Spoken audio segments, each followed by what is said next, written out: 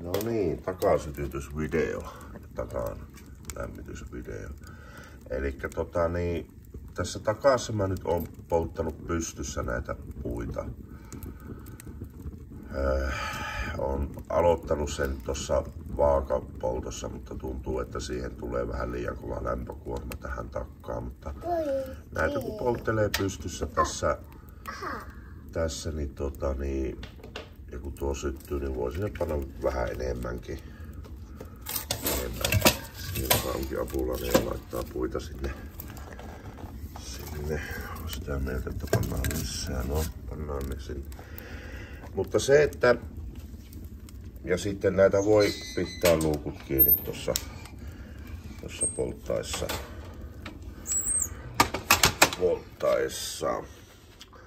Noista nyt on noita tuohia repinyt ja ottanut pienoisia puita tonne, niin. Tarvitse mitään se kummempia kaupasta ostettuja sytykkeitä. Mutta se, miten tää valmistellaan tää homma, niin tässä nyt on tämä takan pelti, se auki. Ja sitten taas tämä ilmanvaihtokone. Taas pidetään kaappia auki, niin muistetaan, että se on pois päältä. Ja mä oon laittanut sen pois päältä noin. Ja sitten takkaan tulee. Tää on vähän tämä takkahomma, niin tää on vähän tämmönen, tätä saa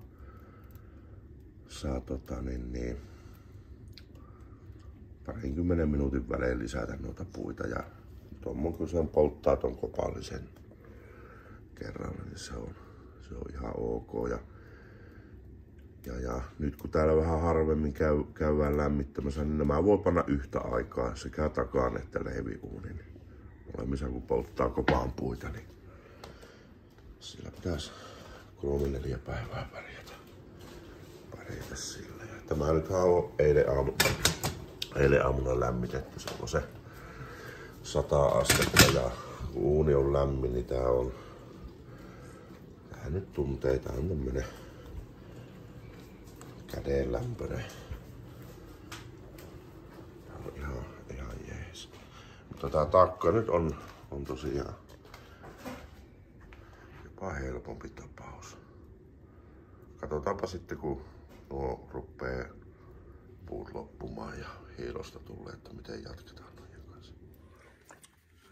No niin, siellä on sen verran vähän enää puuta jäljellä, niin pannaanpa lisää. Tässä on jossain täällä uunin päällä on nämä eriomaiset hitsaushanskat. Kannattaa hoitaa näillä. Ja niin siellä onkin jo hyvin lämmintä ja muutama puu sinne pannaan lisää.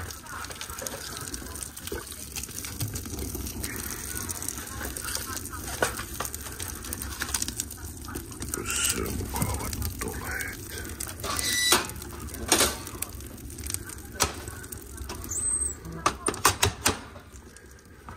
Noin.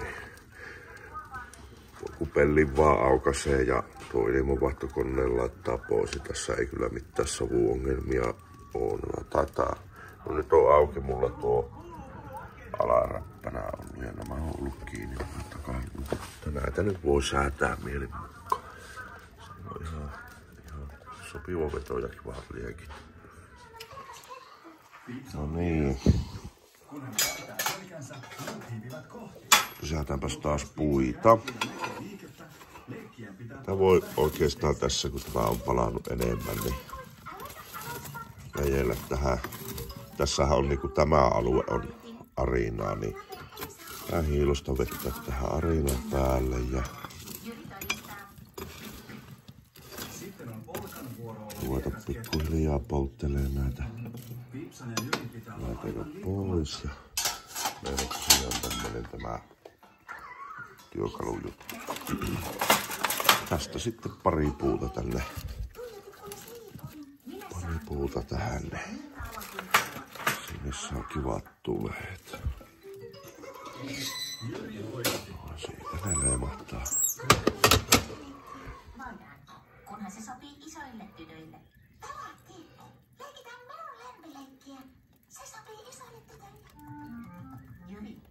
Tiedätkö sinä, mikä Pipsan lempileikki on?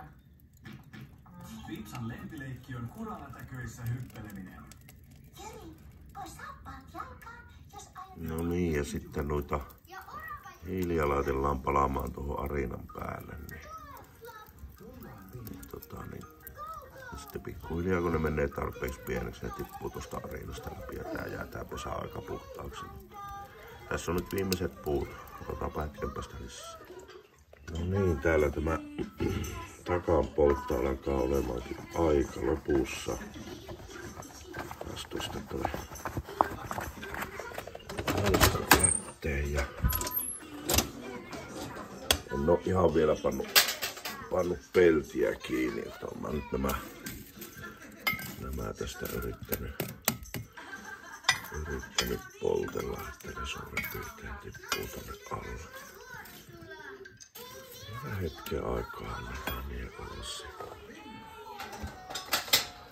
Vaikka täällä ei enää juuri hiilosta ole, niin tässä on todella hyvät makkaranpaistokelit nyt menossa.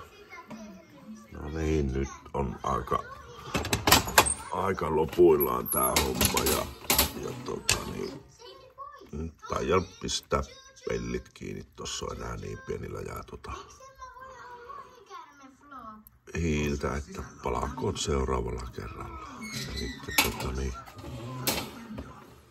pannaan siitä luukut kiinni ja sitten pannaan tämä takan pelti kiinni ja sitten mennään tänne eteiseen.